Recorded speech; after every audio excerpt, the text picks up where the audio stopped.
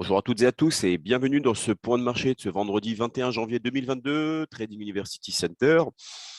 Alors, avant de pouvoir démarrer, comme chaque matin, je vous laisse bien sûr prendre connaissance de l'avertissement légal sur les risques. Alors, comme chaque matin, j'ai pour habitude d'abord de présenter rapidement tout ce qui est partie fondamentale, quelques minutes, et après, on passera sur la partie technique. En tout cas, je réponds un petit peu les différentes questions qui m'ont été posées, donc partie fondamentale et partie technique. Avant d'aborder bien sûr sur la partie du calendrier économique, il faut savoir que hier, Wall Street a terminé en baisse et fortement à l'issue d'une séance assez volatile, alors que les investisseurs continuent un petit peu toujours de, comment dirais-je, de se montrer nerveux face à la remontée donc, des taux obligataires. Une partie des indices américains, donc que ce soit le Nasdaq, on abordera tout à l'heure sur la partie technique, mais également l'indice de référence de la finance mondiale, le S&P 500, et le Dow, qui ont clôturé de nouveau en repli malgré donc la stabilisation donc des taux sur le marché obligataire. Vous avez également le Nasdaq Composite qui est en position de correction. Alors juste un petit rappel, le Nasdaq Composite, ça, bien évidemment, ça répertorie l'ensemble des indices technologiques, pas uniquement les GAFAM, mais également voilà, les petites entreprises de valeur technologique qui restent toujours en position de correction après un recul de plus de 10% par rapport à son fameux record historique du mois de novembre. Et comme je l'ai évoqué hier, il faut savoir qu'une chute de plus de 10% est considérée, en tout cas sur le marché indiciel, à tout simplement une vraie correction. Donc là, effectivement, on parle réellement de correction sur le Nasdaq. La hausse des taux obligataires, qui a lourdement pesé, donc, comme vous l'avez expliqué, sur les valeurs de croissance comme les technologiques, qui sont représentés donc au sein de l'USTEX 100 parce que ça réduit la valeur de leur flux de trésorerie, voilà, trésorerie future. Avec cela, le resserrement de la politique monétaire de la Fed, le ralentissement de la croissance économique, bon, les investisseurs vont plutôt se réorienter vers des secteurs susceptibles d'enregistrer de bonnes performances cette année, comme les valeurs bancaires, les valeurs financières, euh, les valeurs aussi énergétiques, industrielles, tout ce qui est également automobile, au détriment un petit peu des entreprises technologiques. Voilà, les grandes bénéficiaires au contexte aujourd'hui qui étaient à l'époque du contexte de la pandémie. En tout cas, rien d'alarmant malgré tout. Hier, au niveau économique, les inscriptions au chômage ont augmenté de plus de 55 000 la semaine dernière, en tout cas selon les résultats qui ont été publiés. Les économistes s'attendaient à 225 000 nouvelles demandes d'allocation. Par ailleurs, il faut savoir que les ventes de logements anciens aux États-Unis ont atteint un nouveau record en 15 ans l'an dernier, alors que la faiblesse des taux d'intérêt et le télétravail ont stimulé la demande de biens dans le pays.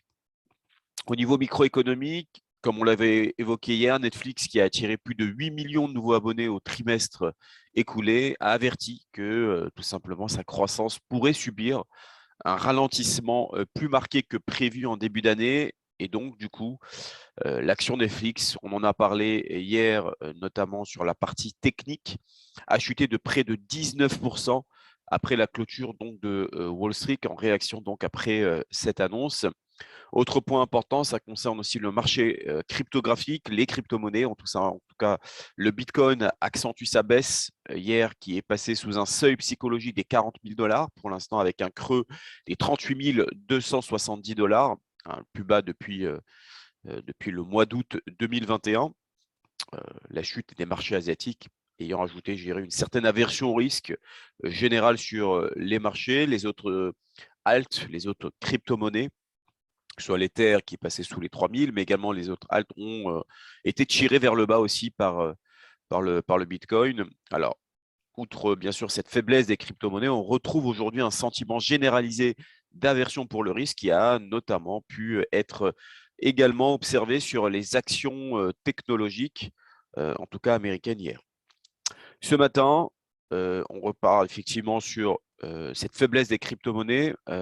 On revoit surtout les marchés qui vont surveiller comme vous voyez sur la partie fondamentale de l'agenda aujourd'hui, notamment l'intervention de Christine Lagarde, la présidente de la BCE, de la Banque centrale européenne, à 13h30 au cours d'une réunion virtuelle sur les perspectives économiques mondiales dans le cadre du forum de Davos. Ils seront également attentifs donc aujourd'hui aux indicateurs avancés du Conference Board aux États-Unis cet après-midi à 17h30, donc avec un discours de Janet Yellen.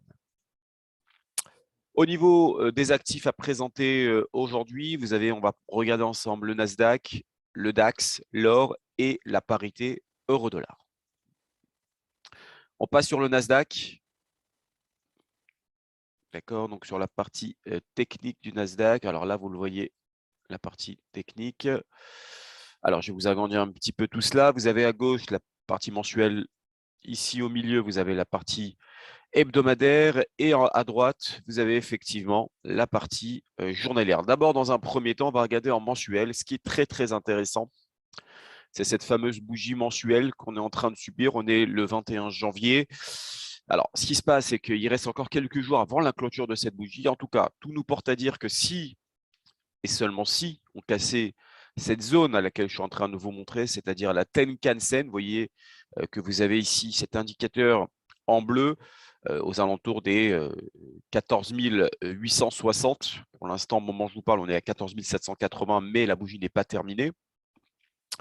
Il s'avérerait qu'on pourrait avoir une continuation baissière et qui pourrait être assez forte sur le Nasdaq 100. En tout cas, tout nous porte à dire, c'est un peu comme je vous l'avais évoqué en introduction, avec les valeurs de croissance qui sont mis de côté, ces divergences baissières dont on parle assez régulièrement, vous voyez ici, avec notamment un indicateur ici que je vous montre.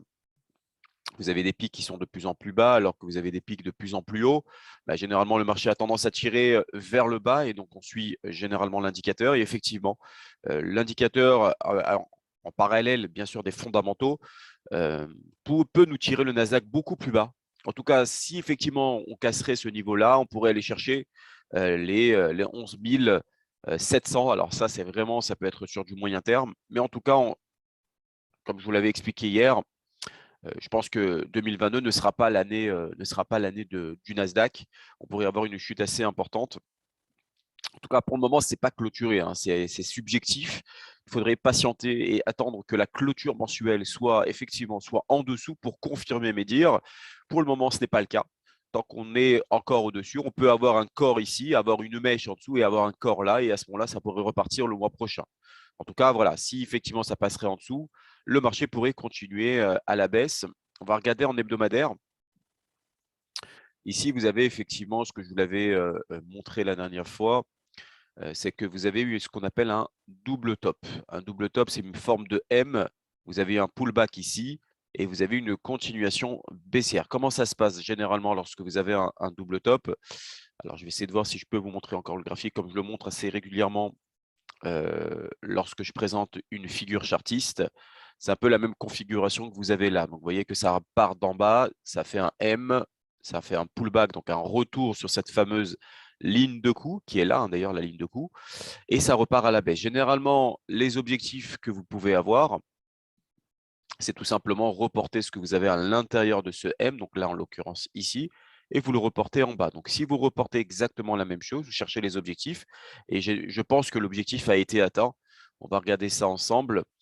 Donc, si je trace ce niveau ici, je le reporte en bas. Hop. Alors, attendez, j'ai un petit peu de mal. Je vais essayer de voir si… Voilà, je repasse.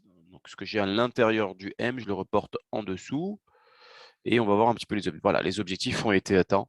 Effectivement, ce que vous avez à l'intérieur, donc à peu près entre les 16 600 et les 15 100, quasiment 1000 points, vous aurez pu aller les chercher en regardant tout simplement ce graphique hebdomadaire. Parce que si vous l'avez vu, ce pullback ici, avec la clôture ici, là, vous pouvez voir l'objectif.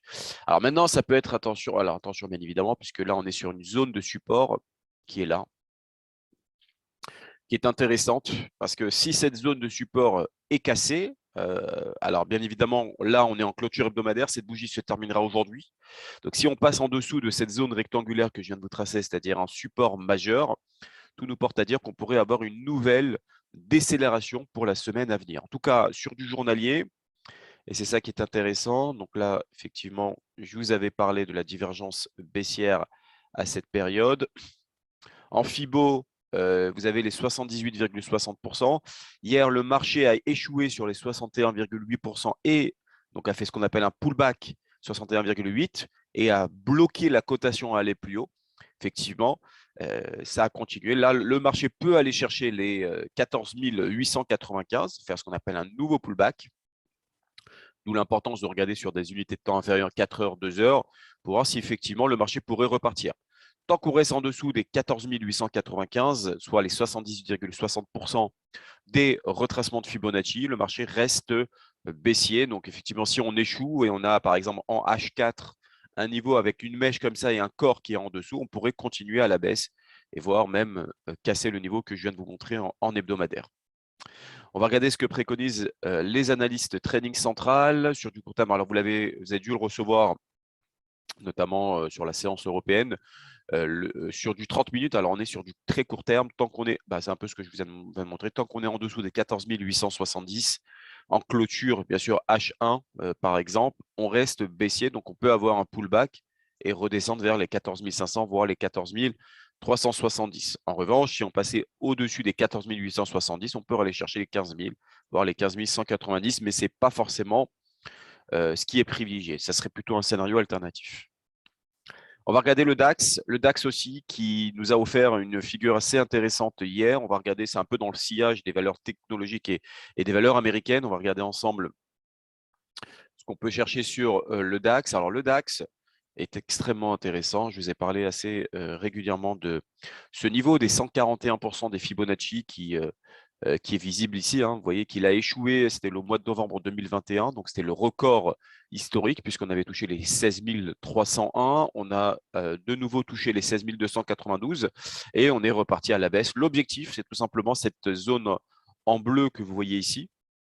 Vous voyez ici la zone en bleu, ça serait le futur objectif qui serait aux alentours des 15 000, à peu près 15 600. 15 600, 15 550, c'est l'objectif en mensuel. En hebdomadaire, alors qu'est-ce que nous avons en hebdomadaire? Je vous ai tracé, si vous regardez les précédents webinaires, cette zone rectangulaire que vous avez eue ici. On a eu un pullback la semaine dernière là-dessus et hier, voilà, ça a conforté un petit peu cette décision à aller vers le bas. On voit qu'il a du mal à passer au-dessus de cette résistance majeure. L'objectif, c'est cette Tenkan-sen aux alentours des 15 600, voire les 15 560. Donc, les prochaines séances, on est sur de l'hebdomadaire. Maintenant, on va regarder sur du journalier. Alors, c'est ça qui est intéressant, c'est le journalier qui m'intéresse le plus. Pourquoi? Parce qu'on a ici ce qu'on appelle une épaule, tête-épaule. Vous pouvez le voir ici, donc avec une première épaule ici. Donc, la tête, elle est là. La deuxième épaule ici. Cassure de la ligne de coup, pullback. Et généralement, le marché a tendance à aller beaucoup plus bas. Alors, une épaule tête-épaule, juste pour vous rappeler un petit peu à quoi ça ressemble. Voilà, c'est une épaule 1, tête, épaule 2, pullback, objectif. Alors, l'objectif, comme je vous l'avais montré juste avant avec le double top sur la précédente configuration, vous reportez exactement ce que vous avez à l'intérieur de la tête et vous la reportez au-dessus. Donc, en l'occurrence, si vous reportez ça, vous pouvez aller chercher plus bas.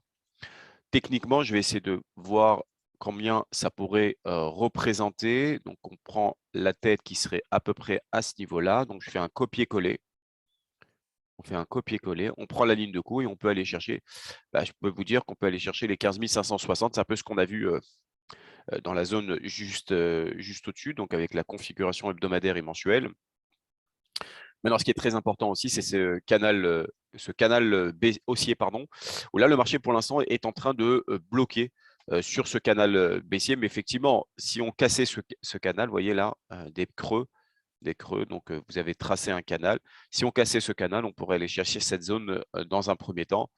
Ensuite, vous pouvez aller chercher sur du moyen terme cette zone de support qui serait également intéressante. Ça serait aux alentours des des 15 350 et éventuellement la zone que je vous ai tracée en rectangulaire ici, qui est une zone importante. C'est une zone de support aux alentours des 15 130, voire les 15 057. Voilà. En tout cas, les futurs objectifs sont assez intéressants sur le Germany 40. On reste baissier sur cet actif. On va regarder ensemble ce que préconisent donc les analystes trading central qui envisagent aussi une baisse sur le DAX 40, objectif 15 612, 15 500, tant qu'on est en dessous des 15 858. En revanche, si on passait au-dessus des 15 858, on pourrait chercher 15 960, 16 030. Mais pour l'instant, le scénario principal, ça serait plutôt ça.